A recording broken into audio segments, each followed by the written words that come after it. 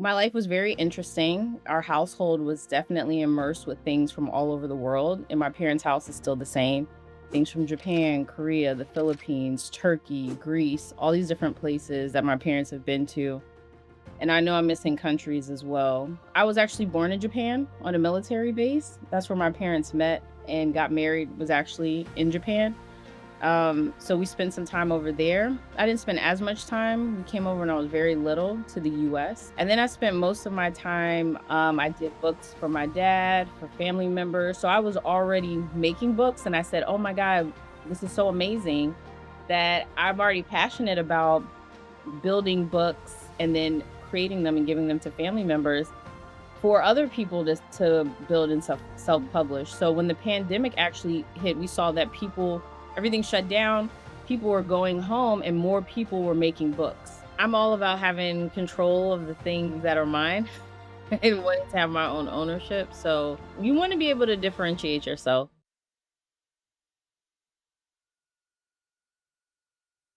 Hi, I'm Sonia Hollins, and thanks for tuning in to Girls Talk Books. Really quick, I just want to let you know if you have an amazing book you want to share, visit Girls Talk Books and in our contact section, sign up to be on our show. Or if you want to write your own book, I've helped hundreds of authors create books. I can help you with that too. Visit girlstalkbooks.com to learn more. Thanks again for tuning in. All right, so we're just going to get started here. Hi, Ciara. Thanks for joining me today on Girls Talk Books. Hi, thanks for having me. I'm super Yeah, I'm excited to be excited here. to talk more about self-publishing and what you do, your background, and how you got all into it.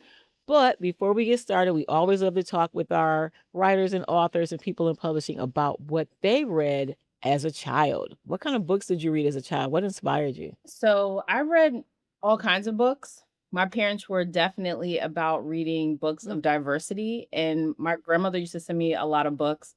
And one of them was a series of Gemma. So it'd be like Gemma went to church, Gemma ate grapes, Gemma did this and that, and it was really great to see just culturally the settings that I'm in day to day around my family, and to see that represented in a Black girl. But my dad's very much into reading, so we've had everything. He used to make me read these encyclopedias that he was selling at one point. Lot of Disney books as well. Like I had an immense bookshelf of all types in a range and an array. I remember being little, my dad making me read, I won't say making me, but having me read the biography Mm. of Malcolm X and all that. So yeah, he was definitely Bruce Lee's biography as well as a Oh, young wow. kid. Okay. So yes, my family and my parents were definitely about books, reading, education. I could read pretty much by the time I went to school, going to like pre-K and kindergarten. I was already reading. I was already a year advanced in regards to like English, reading, writing, and my dad had bought the whole Hooked Mm. on Phonics. So we used to when I was a little kid, so we went through all of that, the cards and all that stuff like that. So writing, English, reading is definitely a part. So Yeah, just that's really awesome. answer And your then, question. and I know that you have a background as a military kid too. So reading probably played a role in that as you're moving around a lot. Tell us a little bit about your life growing up as a military kid. My life was very interesting. Our household was definitely immersed with things from all over the world, and my parents' house is still the same. Things from Japan, Korea, the Philippines, Turkey, Greece, all these different places that my parents have been to. And I know I'm missing countries as well. And I was actually born in Japan on a military base. That's where my parents met and got married, was actually in Japan. So we spent some time over there. I didn't spend as much time. We came over when I was very little to the US. And then I spent most of my time in Brandon, like near the Tampa Air Force Base there. My sister was actually born on the base there as well. But my parents have been traveling and have been seeing all different types of countries when they were younger in the military and when they got together. So that also influenced a lot of the diversity in regards to reading in the books that we've seen. And then just like our Mhm. furniture, all the details in our house, my parents being my dad being to Egypt, having different scrolls in his house, being in, like I said, like when he was a teenager, he lived in Turkey. They definitely made sure, like traveling the world is nothing new to my family. They're all about going out, seeing, experiencing different cultures, which has influenced me and my sister because we've traveled a lot to different places That's as awesome. well. That's great. And you said your dad was in Turkey as a kid. Was his dad in the military also, or No, no, actually it wasn't. okay? My grandfather Mm, was. He was in okay. the military. And we definitely have military people in our family. Wow. So, That's yeah. great. That's cool, and that's a good thing because I was in the military, in the Army and ended up being in the reserves, and as a young person, I didn't fully grasp the benefits of the travel that the military had to Yeah. offer because there really wasn't a tradition of military people in my family. I think I was just like, "Oh, let me get in here and get the GI Bill or whatever and, whatever." I didn't grasp the Okay. whole meaning of what it could have done, for me. Particularly since I love travel, like, I totally slipped on taking advantage of that aspect of it. So, that's good to hear. Mhm. And then with you reading a lot, traveling, you have a background in the tech industry. So tell us a little bit about how you got into the tech industry. So I actually went and graduated from FAMU, Florida A&M University, and my major was in technical theater. So I was doing set designs, building, drafting. I did a couple of internships, one at New York Stage in film at Vassar College Mm, in Poughkeepsie, Pennsylvania Shakespeare Festival. Those are some summer internships I did while I was in college. And then I decided, okay, I want to continue doing this, but I want to do it for mm, television and film. So I ended up going to grad school and I left Tallahassee and I ended up in San Francisco and I was studying set design for television and film. Yeah.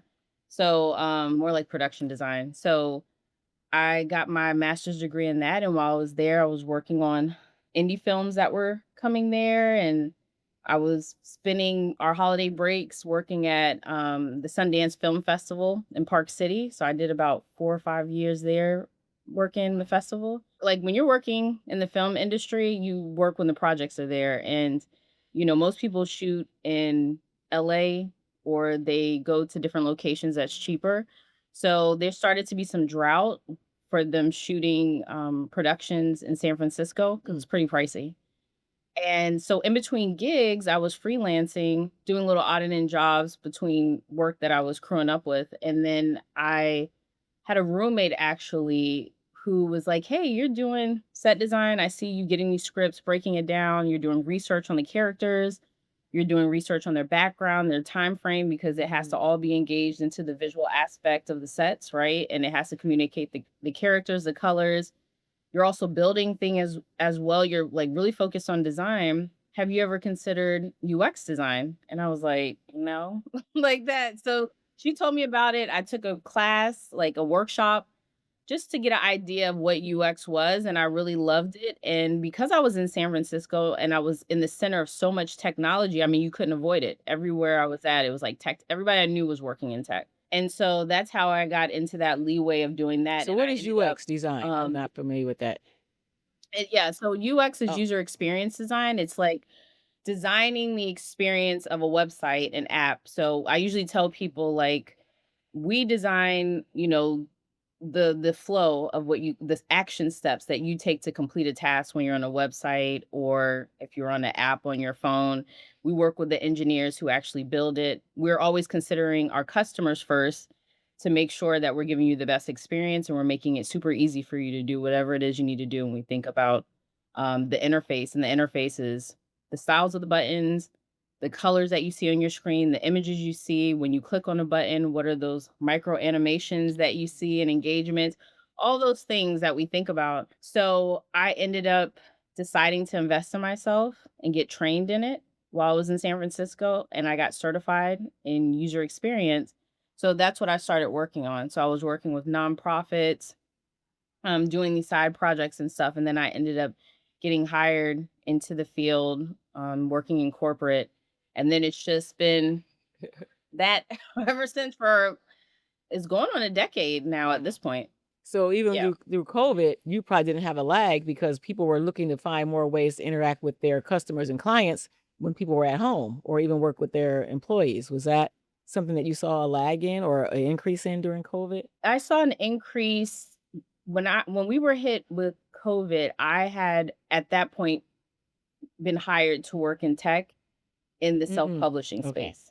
Right. Before that, I was working at a company that was focused on small businesses in regards to the software and tools that they needed, like B2B. So we're creating software and tools for your business, like your business phone, your SEO, website builders, Google business listings. So we're doing everything so that you can sustain and you don't, most businesses fail in the first 2 to 3 years. So we're doing everything we can to make your business successful as a small business owner who has a Mm. storefront. So I was working at a tech company doing that. And then when by the time that the pandemic came around, I had just been hired into the self-publishing world. Mm.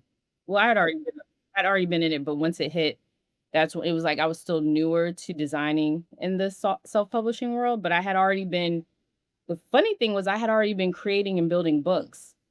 Like, for like literally I made my family's great grandmother's cookbook with all her secret recipes and I made it a photo album slash cookbook. I did books for my dad, for family members. So I was already making books and I said, "Oh my God, this is so amazing that I'm already passionate about building books and then creating them and giving them to family members. Now I get to actually work in this field and actually design and build tools for other people to build and self-publish." So when the pandemic actually hit, we saw that everything shut down, people were going home and more people were making books. They were making books of past travels, they were creating mementos, they wanted to relive memories, and there was a huge influx of people actually making books that we found. So I lucked out being in that industry versus other ones definitely took a hit Right. Yeah, during because that time. everybody was at home like, I want to write a book. I want to write a book. It's like a lot of people I've noticed during that time, their books came from COVID. So you got in there on the Yes. perfect Yep. time. Perfect time. It Yes. and so Yep. you when you were making your books for your family, were you using software or were you doing more like plug in a picture and some images and go to like the online site to like, I don't know, Book Baby or like what were you doing when you were first starting to do that? I was actually that's the crazy part. I was actually using a company software because you have to realize like my background was in design, so I had already been using Photoshop. Mhm. I was using Adobe Creative Tools.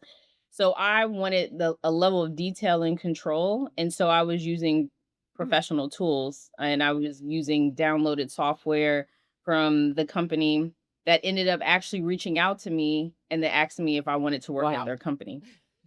Which they didn't even know I was a customer. They just found me on, like, LinkedIn, which was crazy.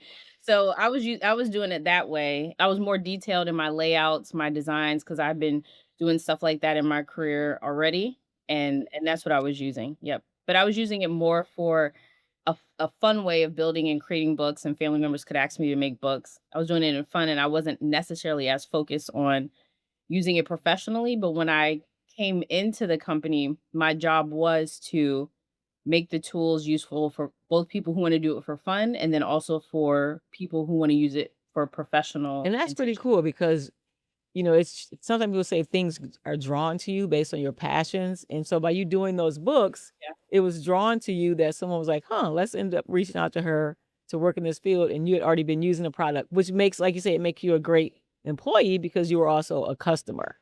So I love that. I exactly. love that. Mhm, So, once you got involved with the company, what were some things that you were doing and mhm. things that you learned about us as self-publishing clients that makes you now do what you do? Like, what are some things, some top things that you learned while working with that? I don't know if you can say the name of the company or not, but some things that you learned. At the time, I was working for a company called Blurb. The things that I learned was that at the end of the day, no matter if you're using it to create Mhm. books for yourselves or family members, or you literally using it to sell, most people come in intimidating, thinking that it's overwhelming to actually create a book. And then once they get into the tools, they're like, I can do this. And now I've made a book, I'm gonna make 20 more, you know? And then also the difference though that I found between the two and what I learned was that we think in our mind conventionally one way when it comes to making books that, hey, if I say I want to write a book, it means that I'm writing an autobiography. I'm writing a novel, a nonfiction, a children's book. But there were so many people who I met, because I did an immense amount of customer research and insight in regards to people who are using it for fun consumer and people who are using it for Mhm. professional intention to publish it in stores. And but on the professional side, what I found was that those people, there were so many other ways that people were using it. Like at the time, there's a lot of people building planners and selling that in stores and making a lot of money. People creating affirmation books. People who were building books based off of their expertise and using it as a tool to assist with their services for their business. So, hey, if you sign up for me and let's say you want to learn about economics and finance and you want to do my class, I'll create an economics and finance journal or a book or information that I'm going to go over that you can actually use and work with as you're working with me in my program.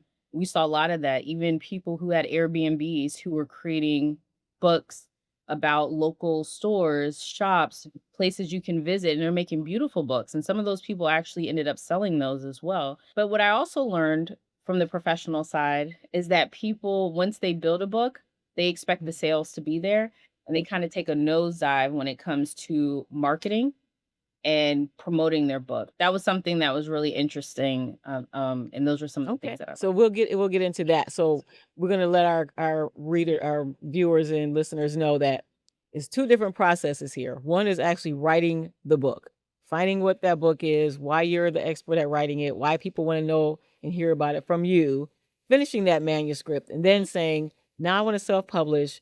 What do I do next? And in this big old world now that we have of AI and all these tools, what is the best for me, or how's this going to make it easy or streamlined if maybe I don't have a design background but I want a nice cover, or I do have a design background, I don't want something, simple. That's kind of where you come in with people. They already have the product done and written, edited, ready to go. Now they need to know, what's my next step of getting this into the world. That's where you come in. Okay. Yes. So what are some things, maybe some top 5 things that you would tell me when I come into your world for consultation. So I have my book. I'll say it's a book about me taking girls around the world, and it has images and it has like some journal entries. It has different things in there, and it's for people who work with youth, and maybe they want to be more creative in how they introduce what they do to kids through travel or through interactive experiences. Okay. So that's the book that I've written. Yeah. What do you tell me next? So the first thing I would tell you is that the storytelling doesn't stop now that you've written the manuscript. You have to tell a story through the pages of your book as well. So I would think about the outline of how you would want your photos laid out. Are you laying your photos laid out based off of a subject matter where you want to go over first all the places, and then organizing it based off of the people, or like locations, people, or a specific subject matter? I think people get lost in that where they just kinda take their texts and they will, or their captions, and they'll put it in books, Mm. and then they'll throw photos in there, and they forget that, like, as you're turning the page, there needs to be something organic going into it, and that's still telling a story as well. Whether you're doing it for spreads where it goes across 2 pages or a single page, right? What is the beginning, middle, of end of the inside of your pages in regards to how you're laying things out, and how does one transition into the next? And you can do that by adding embellishments. You can add that by adding specific dividers. You can do that as a full page image that's in there that transitions to the next section. Mm. But I always tell people that as well, to consider, like, it's not just about saying, okay, I wrote a story, I have some photos, and now I'm throwing it into the book. It's like you're telling a story through those pages, from the beginning all the way to the end, and really from the cover to the back cover, you know?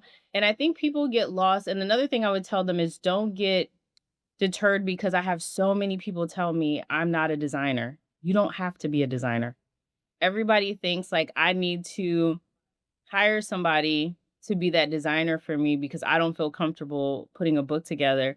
That's okay. There's so many templates that are out there that you can actually leverage and use and reuse, and then or take an existing template and then customize it to your preference, and you can always reuse it again. I always tell people about that as well, creating your own templates or customizing based off of something existing.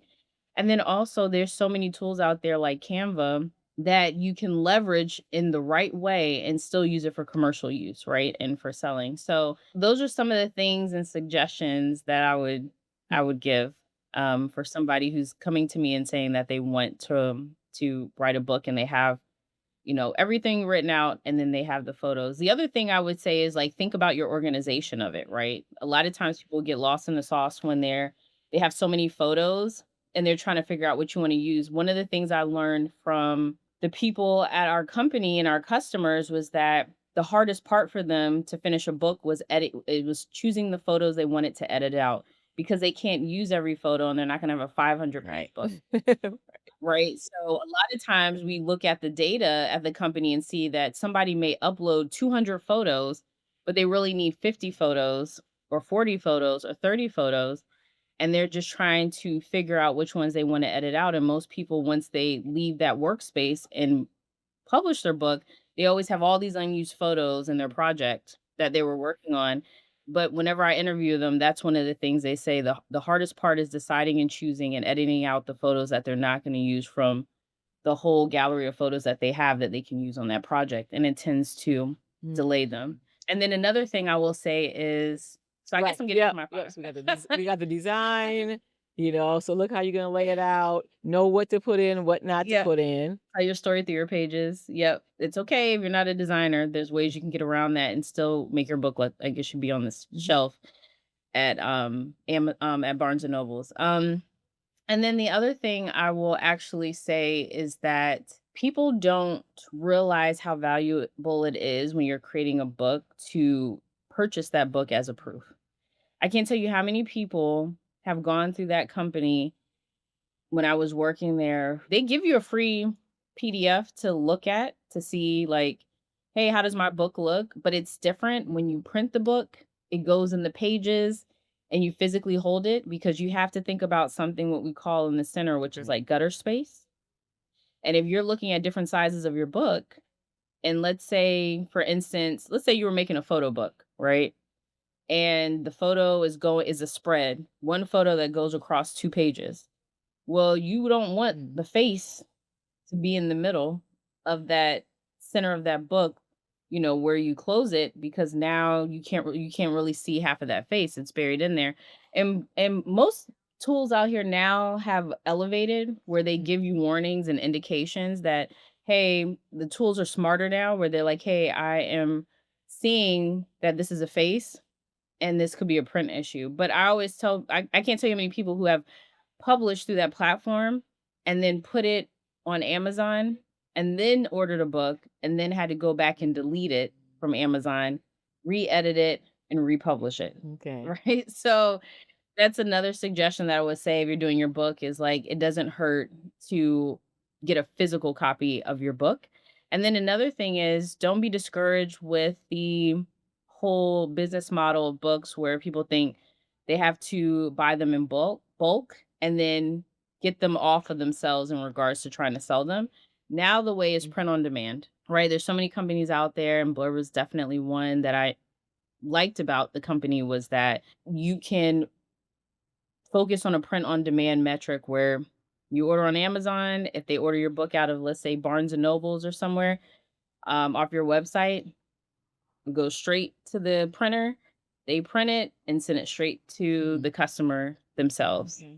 And then the last thing I would say too is that there's a lot of people as well that are, and this is kind of a side note too, but the last one, but there's a lot of people who are in a service industry who, let's say photographers, for instance, who are using these tools and you could use them as well if that is your industry. Let's say, for example, where you're shooting weddings or anniversaries or whatnot like that, where you can still provide those clients with their photographies, but you can offer in your business model a book as well. And we saw a lot of people as well who worked in those type of industries who were ordering an immense amount of books for clients because they offered it as a part of a package and they were using the tool in a professional way for their business. Because I know that sometimes if you order, like if you're in a traditional publisher world and you say, I'm having an event or I want this, you have to go through a lot of hoops to jump through to even get them to either have someone at your event or for you to even buy them. So self-publishing, you have all that control from designing, layout, how are things going to flow? How's it going to look? To now I have control of publishing these on various different platforms. And sometimes when you are with Yes. maybe a traditional publisher, there are some restrictions on different places your books may be able to go or, those type of things. So there's so much freedom in self-publishing. And I think, what you're sharing is valuable because a lot of people who are maybe they're novice and they're like, I don't know how to do this. Like it just sounds so hard. So you offer classes where you walk people through those processes as well. Is that's so tell us a little Yes. bit about the classes and Yes. what people could get from you by going through these classes. So I'm creating a program right now and it launches, well, I'm wrapping it up. It launches August 11th and it's the self-published author program. And basically, in these classes that I offer, and there'll be pre-recorded videos as well as live sessions, Q&A and walkthrough sessions of how to use the tools. But I'm really focused on removing the gatekeeping of creating a book because I don't think people realize the way that these tools are set up out here and the software that you could really make a book in a day and then publish Mhm. it. You know what I mean? At the most a week.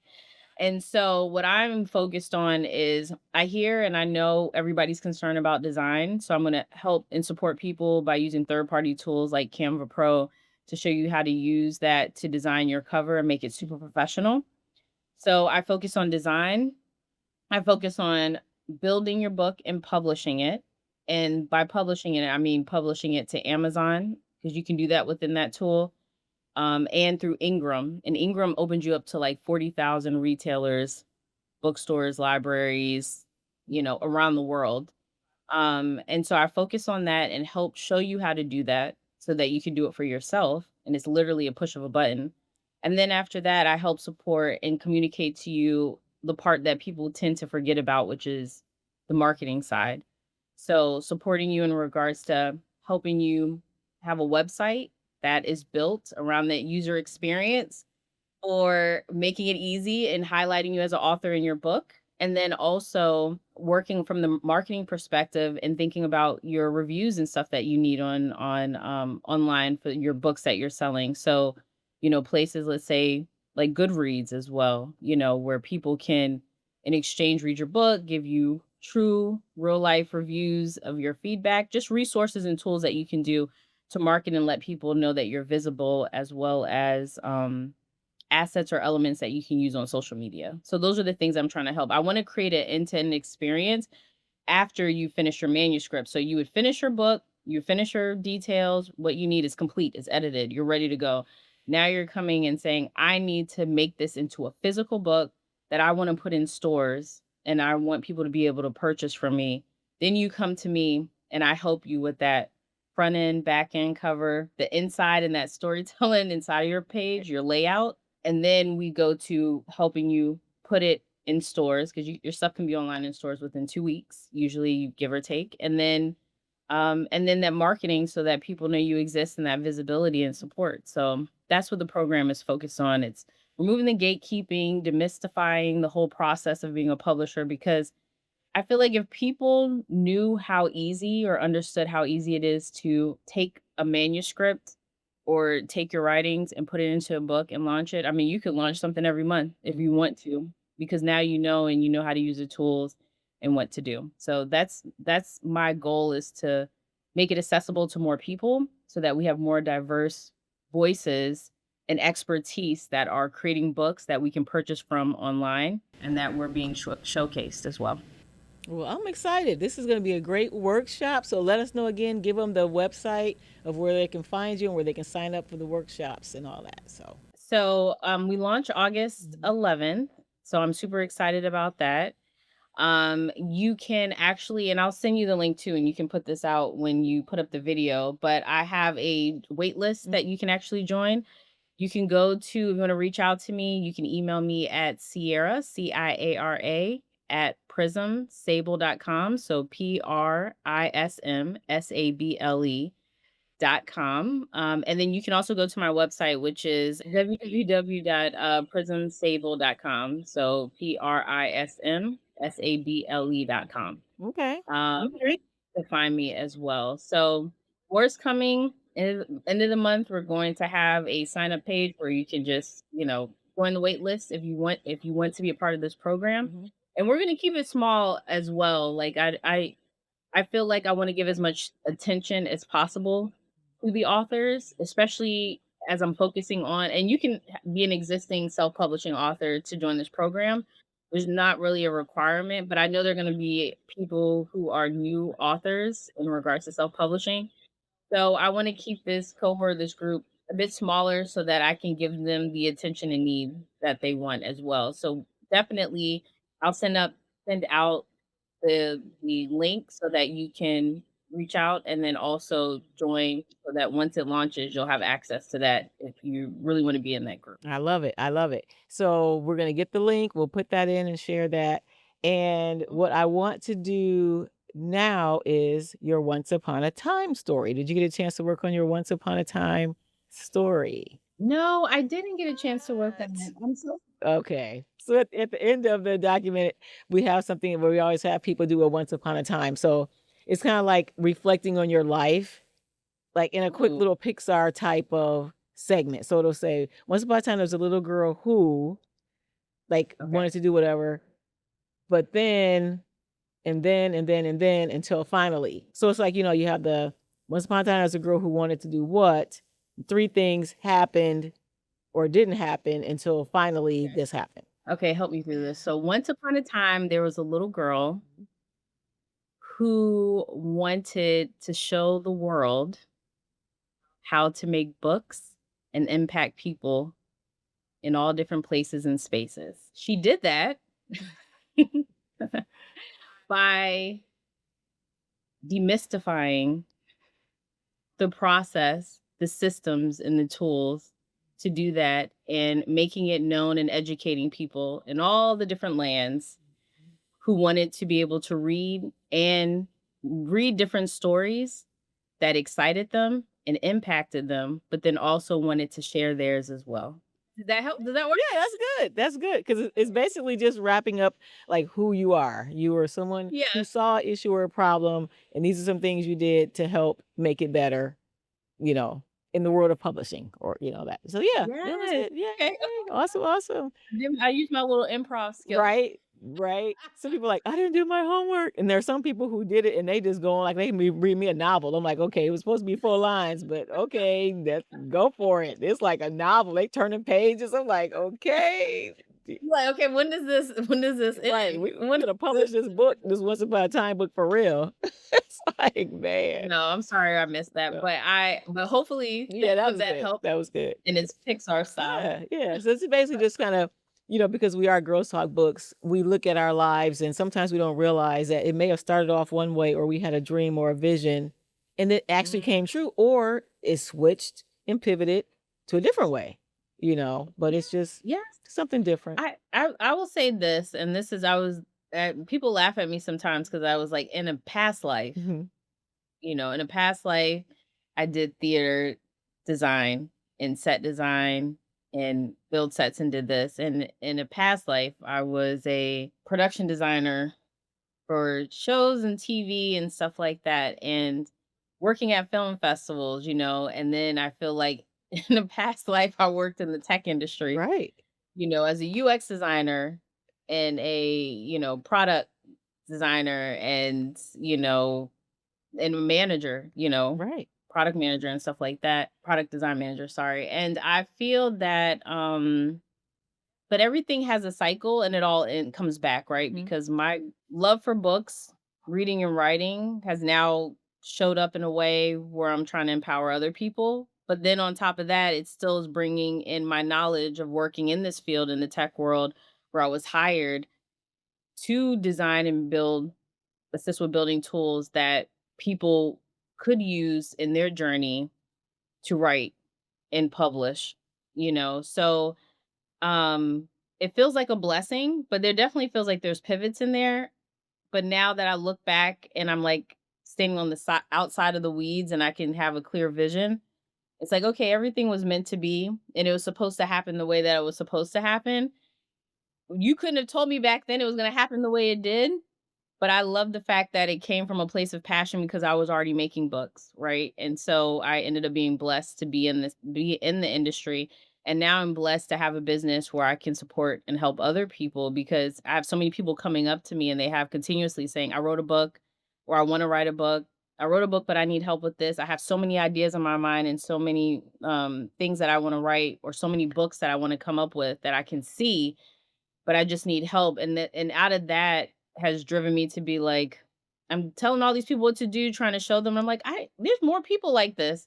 And I need to do something where I can support and help and use the knowledge that I have to be able to do that. So Mhm. feels like a blessing. I love it. And it's like you're not just helping people one on one, you're offering these workshops so multiple people can take advantage of it and have access to you at the same time. And I think when they say time is money, I mean, that's true. If the more people you can help and it benefits your business, it's going to help them in the long run as well. Because you can only help one person at a time, you can only do so much. But be able to have these classes and help a lot of people at a time, I think it's going to be awesome. So Yes. yay. So thank you again, Ciara, for joining us on Girls Talk Books. We can't wait for your classes to begin. And I'll definitely be tuning in to watch the progress of how things go. So thanks again for joining us on Girls Talk Books. Yay. Thank you for having me. Thank you. Hi, I'm Sonia Hollins, and thanks for tuning in to Girls Talk Books. Really quick, I just want to let you know, if you have an amazing book you want to share, visit Girls Talk Books, and in our contact section, sign up to be on our show. Or if you want to write your own book, I've helped hundreds of authors create books. I can help you with that too. Visit girlstalkbooks.com to learn more. Thanks again for tuning in.